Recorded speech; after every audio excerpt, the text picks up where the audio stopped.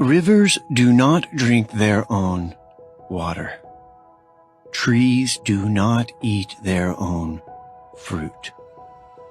The sun does not shine on itself, and flowers do not spread their fragrance for themselves.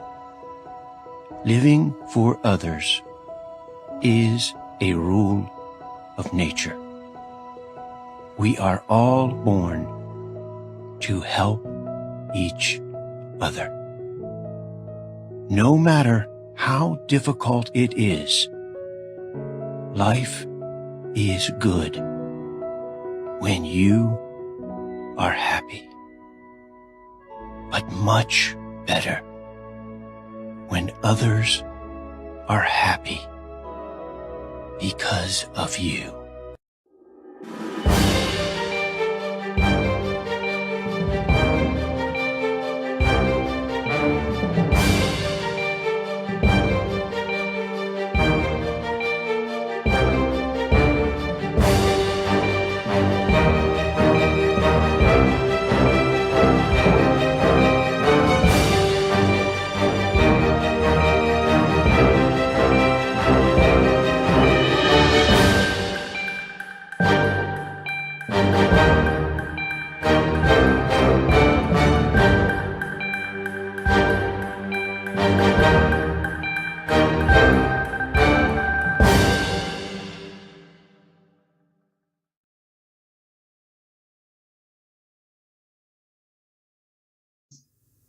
Thank you very much for,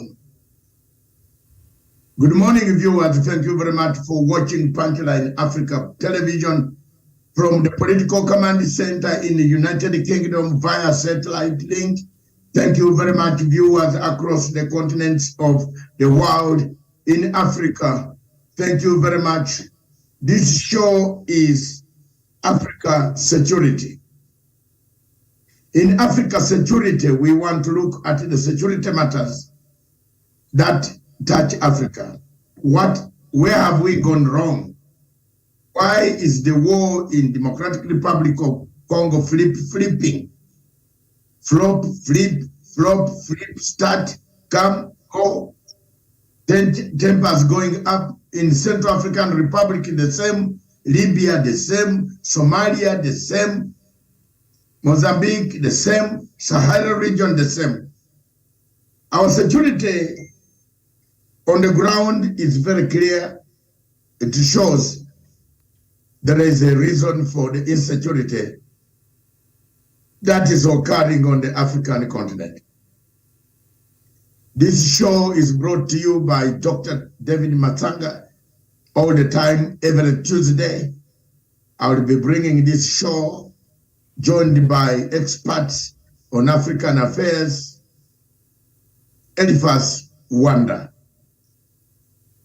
Our in-house expert, Eliphas Wanda, will go through with me the details of why insecurity in the world is increasing instead of decreasing.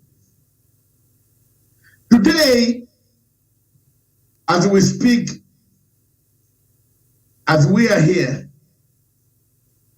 the United Nations Security Council is mandated under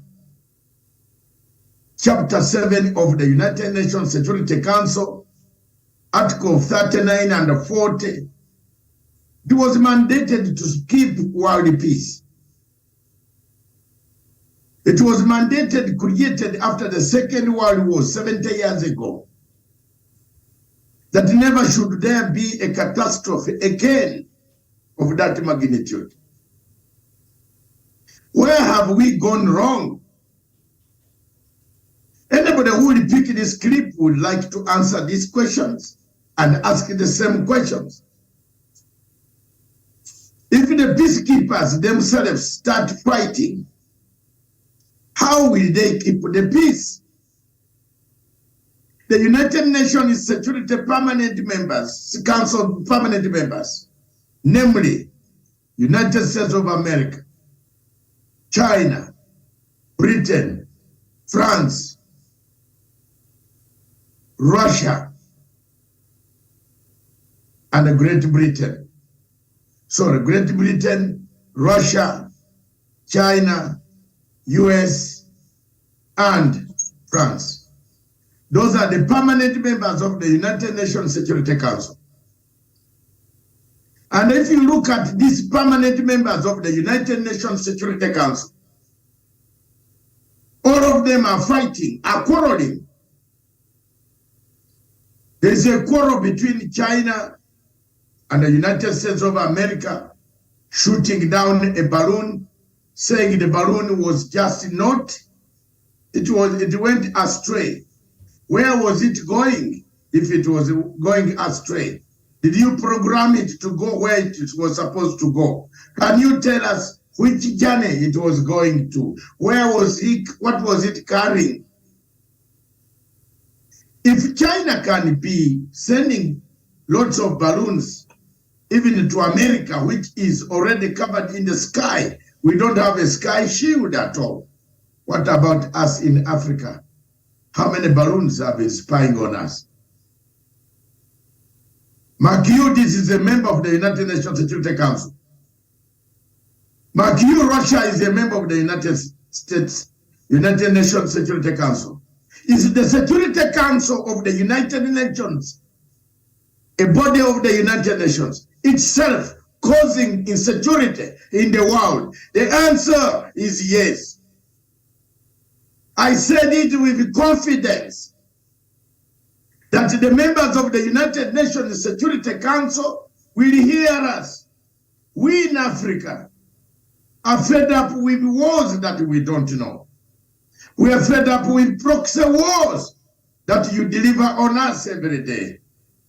We in Africa have never been happy with the dismembering of Libya, with the war in Somalia, with the war in the Central African Republic perpetuated by France, which is a member of the United Nations Security Council.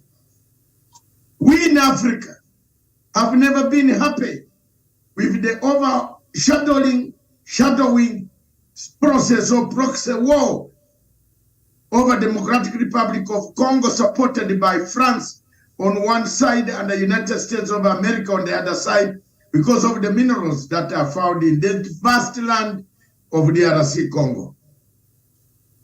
It is therefore very important for the world to know that as we sit here, as we talk about this, something wrong is happening. The United Nations Security Council, the center of peacekeeping, has fallen apart. It is therefore very important for African leaders and those who are trying to mediate peace to look back and review, are we not falling in a trap of the United Nations Security Council? Take, for example, DRC Congo. The Congolese would prefer to hire the Russian mercenaries than to have an East African stabilization force. Any student of African politics, any expert of African and Great Lakes region politics will tell you that there is a problem with our African states. But this problem does not come from far. It comes from the members of the United Nations Security Council, the permanent five. The permanent five have shifted from the role of peacekeeping and keeping the world peaceful under Article 3940 of the United Nations Charter that talks about international peace, regional and international peace. We don't keep it anymore.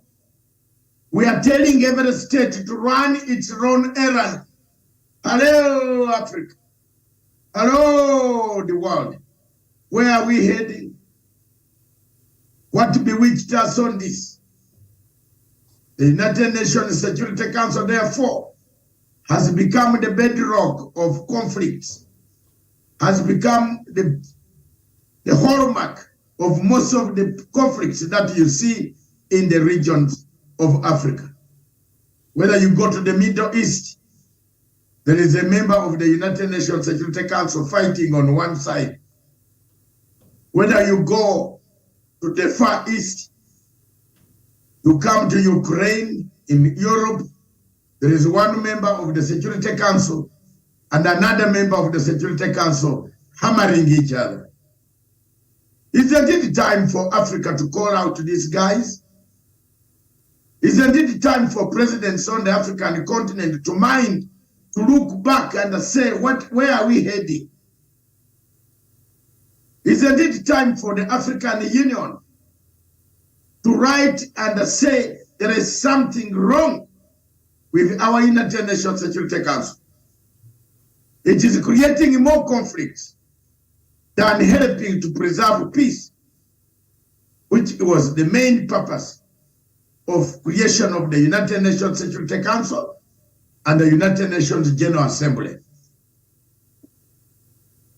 Resolutions upon resolutions have been passed in the United Nations General Assembly, some of them condemning many countries across the Middle East.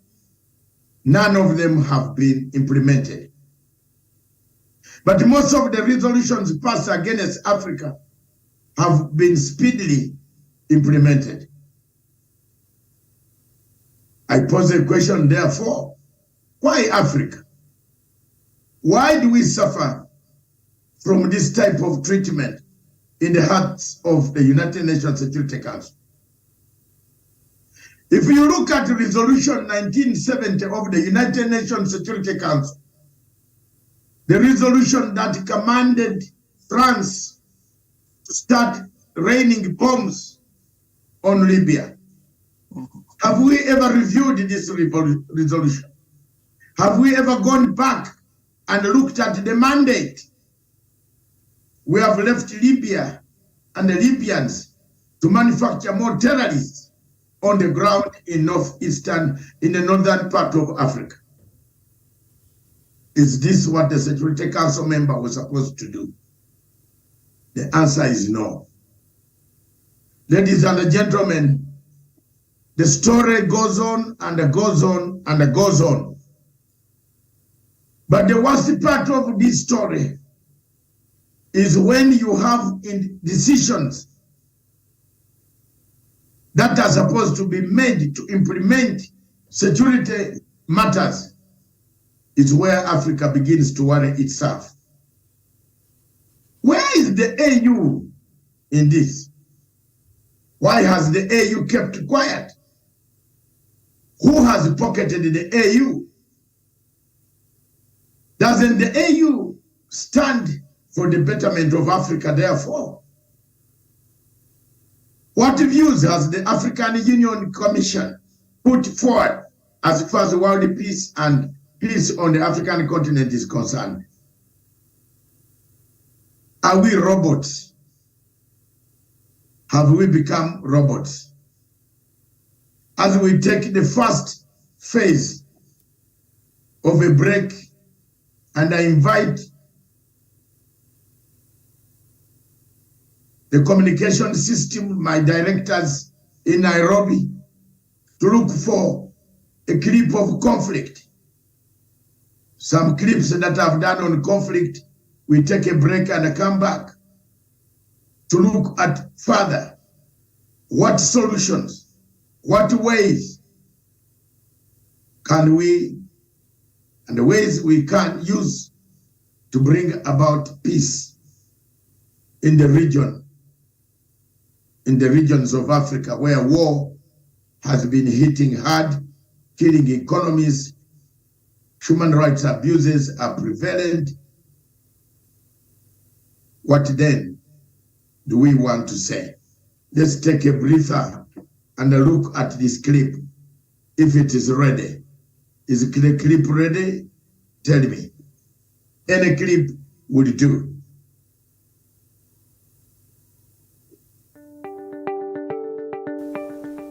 Last week we saw quite a lot of activities in Africa and on the continent of Africa and the United States. The journey between Africa and the United States takes hours, almost 11 hours, depending on which country you are from.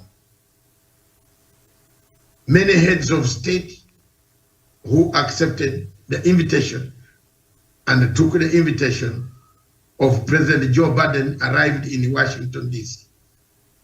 Many were involved in quite a number of activities, talking about health, investment, businesses, economy, politics, governance.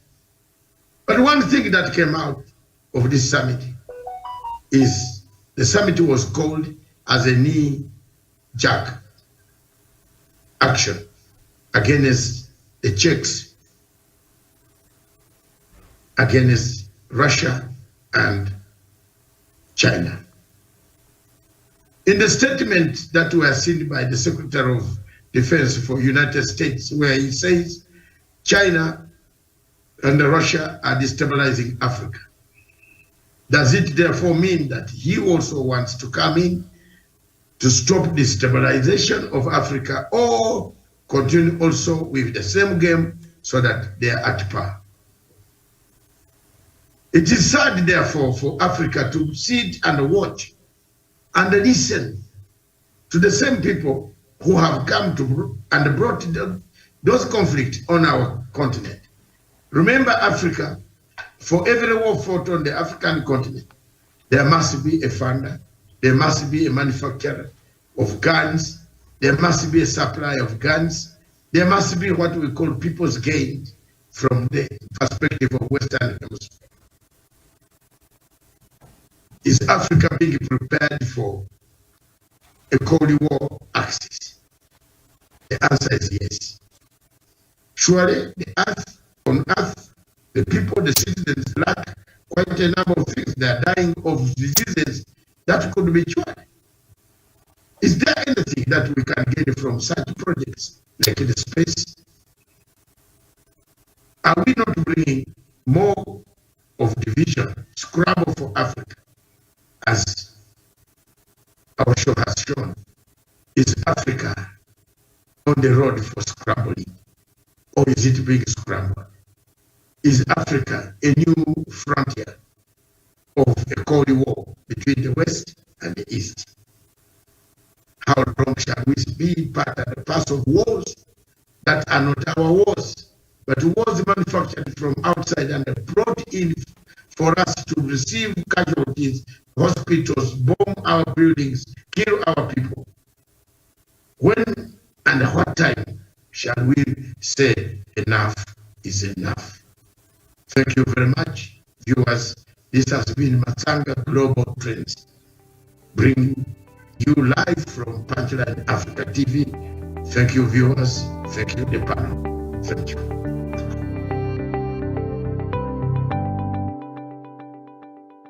Thank you very much. You have watched that clip with our leaders going all the way to the United States after being called by one of the members of the United Nations Security Council. As I bring in one of the experts on African matters, Mr. Elif Ziwanda, I want to ask one question. What then, who then, and how then will United Nations Security Council keep peace in the world if itself is fighting? If its members, permanent members, are fighting off, giving each other guns, slaughtering each other, how can they bring peace to the world? Welcome to the show, Elif Ziwanda, all the way from Nairobi, Kenya. Good morning or good afternoon in Kenya. I don't know what it is. What's the time there now today? It is still morning. It is 29 minutes past 11. So you're still in the morning here, the mid-morning. Now, when you look into the United Nations Security Council, there are a few things that the world has always ignored to look at, but they are very sensitive and very important. When you look at the First World War and the Second World War, the Allies and the Axis, we had two separate groups that were fighting each other. Then they were backed with their allies, their friends. Then we experienced the World War I. We as well experienced the World War II. Now, I wish the world to take a keen look at the permanent members of the United Nations Security Council. You'll be surprised those members belong to one group, or almost all of them belong to one group. Therefore, from the start of things, from that point alone, the constitution, the composition of the United Nations Security Council is not okay.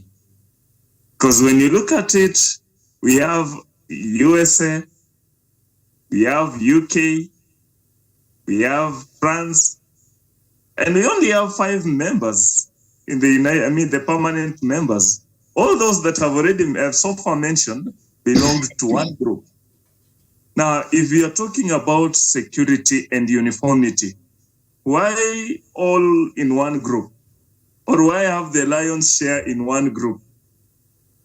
Number 2, we are talking about the world peace, not a regional peace, not country peace. Now, still, let's go back to the permanent members of the United Nations Security Council. We have different continents. We have the America, the North, the South America. We have Africa. We have Europe. We have Asia. Now, when you look at that composition still, Europe alone is giving us Russia, because Russia happens to be both on the size of Asia and some section in Europe. But if I count in the size of Europe, then the permanent members, we are talking about not a continent security, but the world security. But now look at this composition again. France from Europe, UK from Europe, Russia from Europe. Does it mean Europe is more powerful as compared to other continents? Or does it mean Europe need more security, need more voice in terms of security as compared to other continents? That why should we be having 5 slots with about, 7 or 9 continents, but still in these 5 that are less, we are having one continent that is giving out 3, while the lion's share on one end and completely miss out on the other. Therefore, from where I sit and the reality on the ground, the United Nations Security Council is not well composed. The composition itself is a mistake.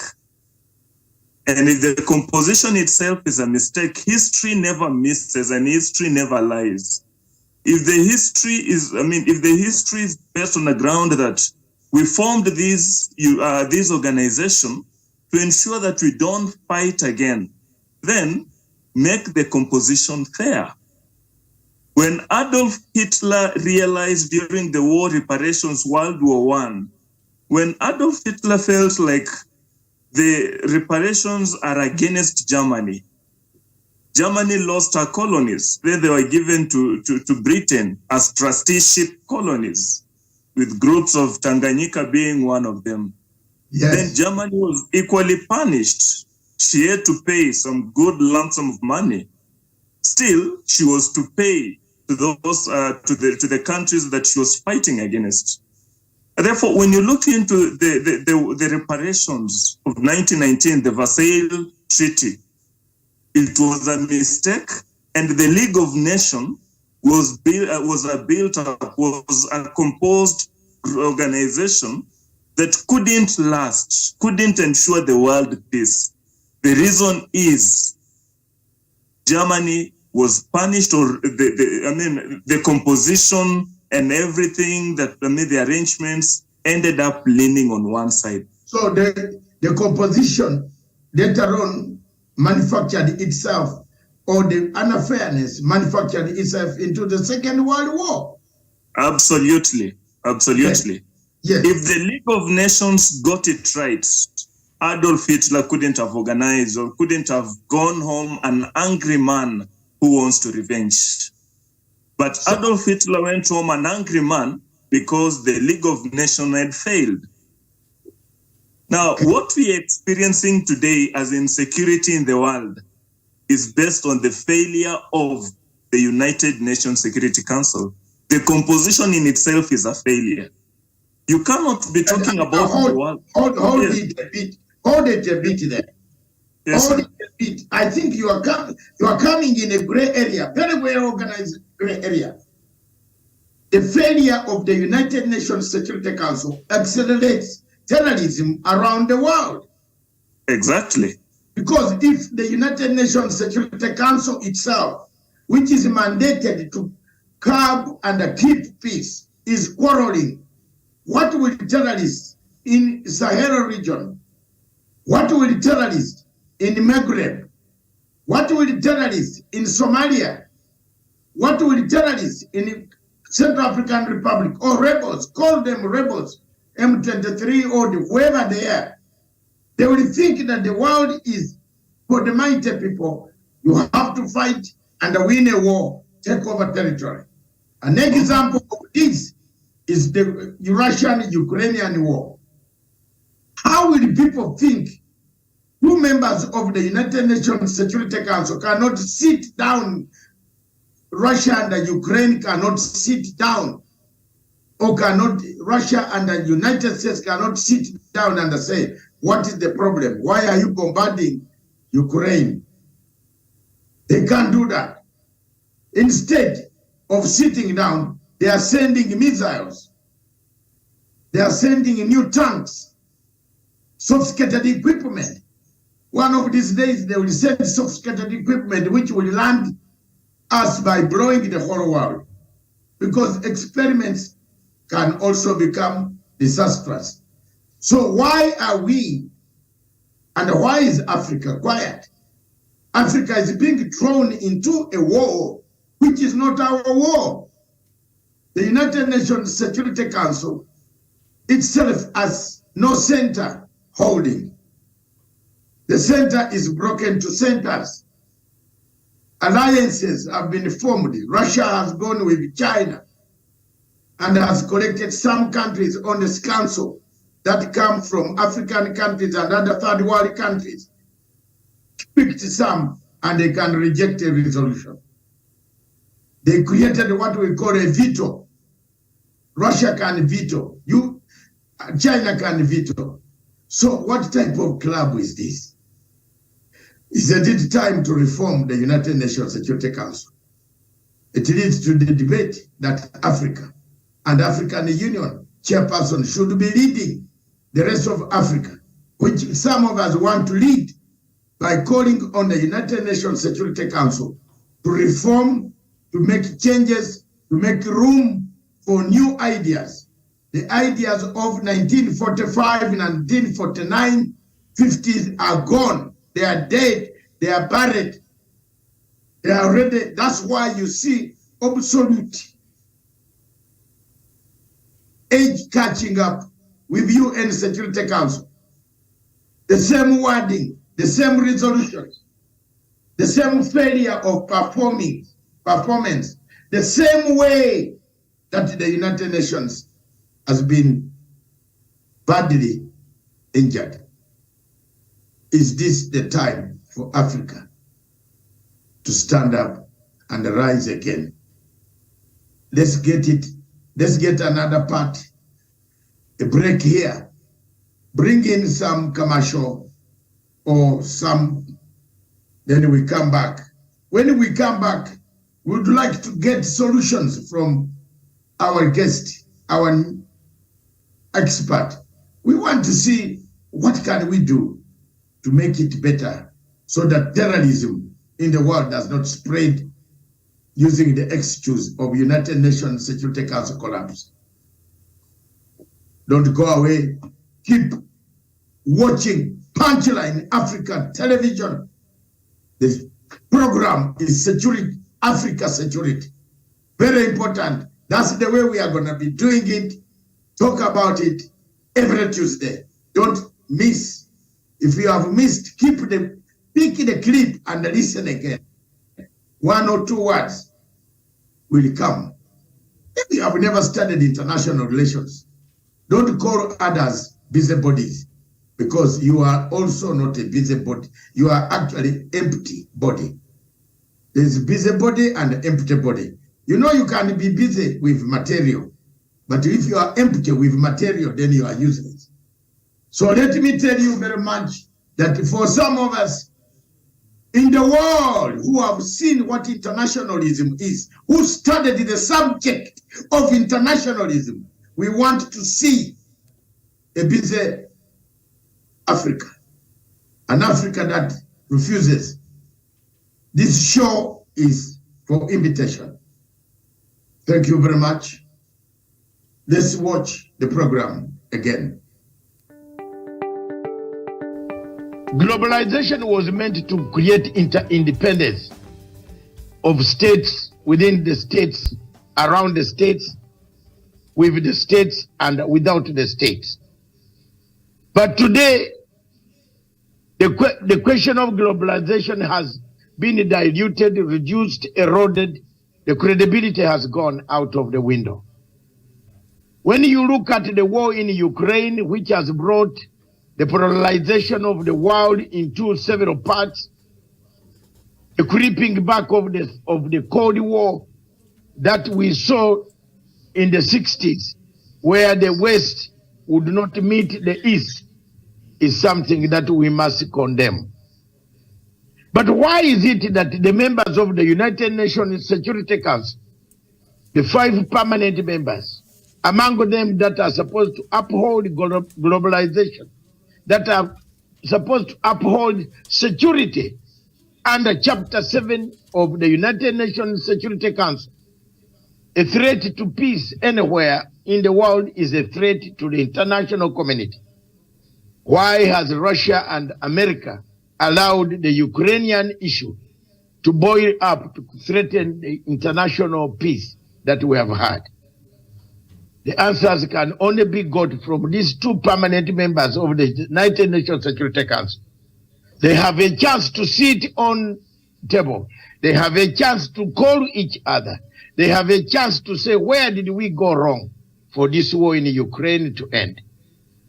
But to me, from my end, I see the dangers of these Security Council permanent members taking sides and cheering each other as the world slumps into a very serious economic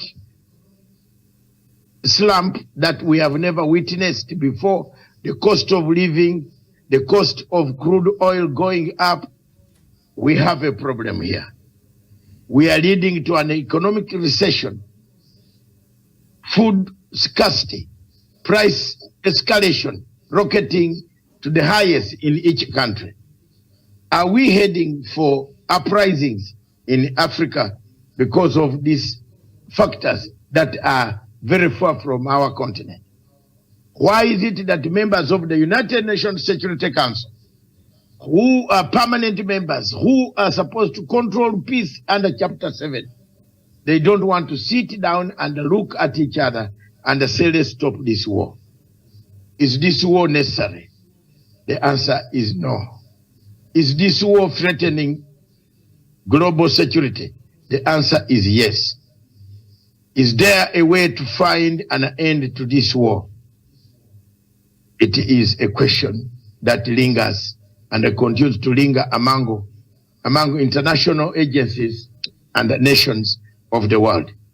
I therefore rest my microphone by saying, whichever way you want to believe it, the return of the Cold War is here. If you are supporting America on Ukraine, you are the darling of the West. If you disagree with America on Ukraine, you are termed a communist and a Russian sympathizer. are we caught up in a web of deceit? That there are weapons of mass destruction, there are weapons of this, of that, but yet we don't produce these weapons after we have invaded the countries, that we have dismembered countries like Libya, Iraq, and others that we are supposed to have weapons of mass destruction. How long can the world see, wait, and watch while this goes on is my question. Thank you very much. This was the global, Matsanga's Global Trends from London. Cheers.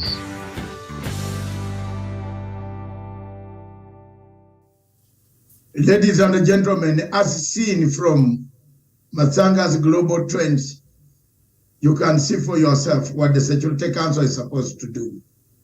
Has it done it? Is it doing it? Will it do it? The answers remain negative. We see the war in Ukraine tearing people apart. We see the desires of peace diminishing every minute that you hear of missiles crossing the skies of each country to land into the other's country. We see Middle East burning, flares of temper coming up.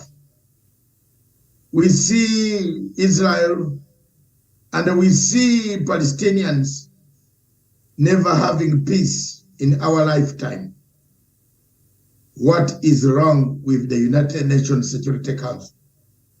That is our topic. As we come to the final end of our discussion this morning, I would like to thank Elvis Wanda and ask him for solutions. The other part, we talked about what causes the causes. We now want solutions. I also welcome Paul Onyango, who has just joined us from Nairobi, to give us his views, the insights of what solutions can we do, can we have from a broken United Nations Security Council. Is it keeping peace? Is it destroying peace? Is it manufacturing conflict? Onyango, what is your view? Good morning, Dr. Masanga, also Mr. Elpas Wanda. Good morning to you. Good morning. I didn't change my location. I'm in Mombasa now. Thank you very much. That is very good. Yes. The weather was given to you by our morning show, the Africa Touch. Miriam gave the weather. The Mombasa weather is very fantastic. Thank you very much, Paul Onyango. Go to the subject. Okay. I didn't get the first part of the show. No, this is the first, the Security Council. Is it peacekeeping? Is it causing insecurity? The members, the 5 members are fighting. What do we do? If permanent members are fighting, what about we local members? I think the Security Council, they are not doing much. As of now, I think this is the only, what we can refer to them, that what I can maybe describe about the Security Council is when you look at the United Nations, the Berlin Conference. I think I would refer to it like the Berlin Conference when there was that scramble for Africa, 1859, something of the sort. I think that is what they're doing. When you look at the African continent or the world at large, there are so many conflicts which are not resolved. Day in, day out, a new one comes in.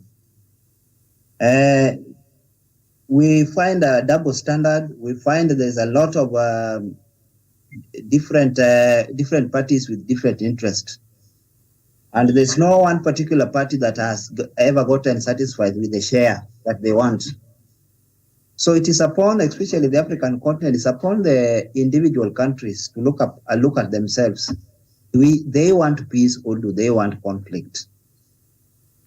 It boils down to individual states. And this one is just to the African continent. Do the continent want peace or they want further conflict? because the conflict that we already have has given enough suffering, enough death, and everything else. And when we continue like this, I don't think that we'll call anywhere a village or anywhere a state. If the conflicts keep on coming with in some instances, we find the military coup taking place one after the other, especially the Sahel area, West African Sahel area. So what the United States Nations Council should do, especially the 5 member states, is they should not further their interest so much to not to value the human life, not the individual states that furthering their interest, that economic interest, more than the value of life of other citizens in other parts of the world. So if they can reduce their interest, the economic interest mostly, this will enable peace to prevail and will make the parties that are involved not more to make the conflict be more vigorous. I think that is my view. Thank you very much, Onyango. Your view is similar to the views that we have given already.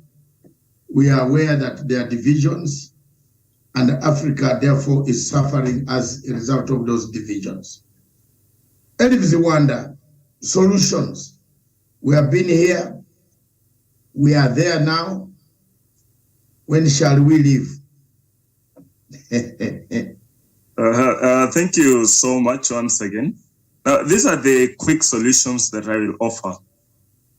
Any other time people are in a conflict or 2 opposing sides are in a conflict, one of the key process or a way of putting these people together, find a solution to what is ailing them and seeing to it that they can dine together again, is by involving the third party that is called a mediator in a process called mediation in most cases. Now, when I look at this United Nations Security Council, in the process of mediation, we tend to look at who is smart as a mediator. Who is this that understands the issues that the ways and the issues that are affecting these guys and how to solve this. Now, when you look into the United Nations Security Council, it was organized based on who are the most powerful nations. Therefore, I look at this and probably try and offer a solution. Number one, let us try as the world, then craft a way that we don't just consider a powerful nation in terms of economy and military, but we look at these nations in the sense that they are capable of putting people together. If you pick a nation that is an enemy of so many nations, then how do you expect this nation to negotiate, to mediate the world peace? Number two, when you look at the membership of the United Nations Security Council, we have 5 permanent nations, then we have 10 non-permanent nations, which sums up to a total of 15 nations. That tells you that United Nations Security Council is underrepresented. The members are not enough, especially the permanent members are not enough, and that's why they'll always want to add some others to back them up, to help them up. I'll recommend that we do an addition of permanent members. And as we do the addition of the permanent members, let every continent be represented. At times, you only ask a child or you only ask an employee, go and get me this thing. Don't struggle on how they'll get it, but just ask them to bring it. They'll know what they'll do outside there, but they'll bring it.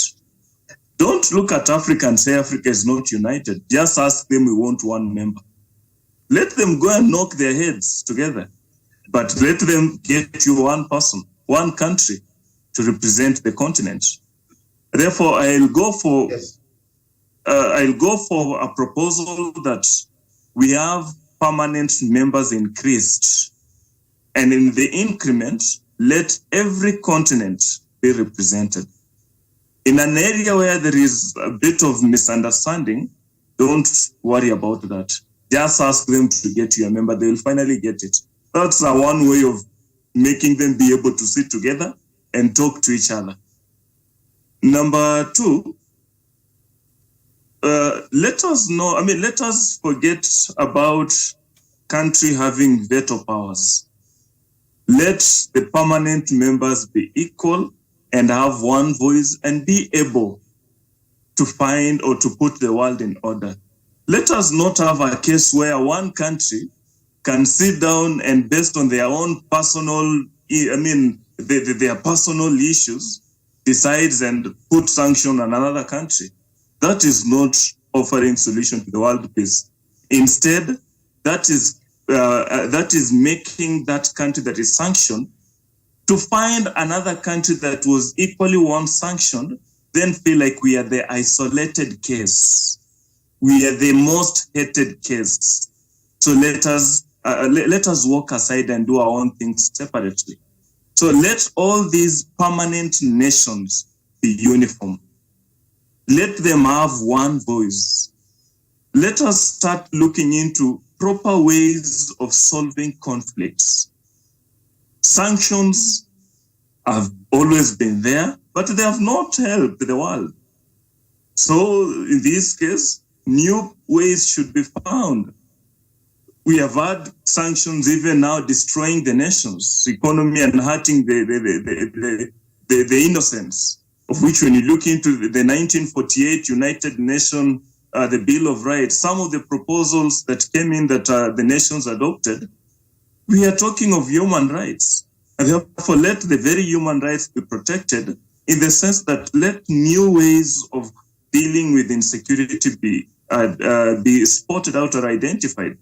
At times, sanctions just end up hurting other nations. Therefore, I'll propose those two very quick. Increase permanent members of United Nations Security Council, because the non-permanent that we keep on renewing or that we keep on voting for them tells us that the permanent are not enough. We cannot be having 5 permanent, then we keep on having the 10. Instead, you can only have a few that are coming on to add, but you can never have 10 coming in to help the 5. No, that one does not make sense. Let the 5 come in to back the 10. Then number 2, let those nations be uniform.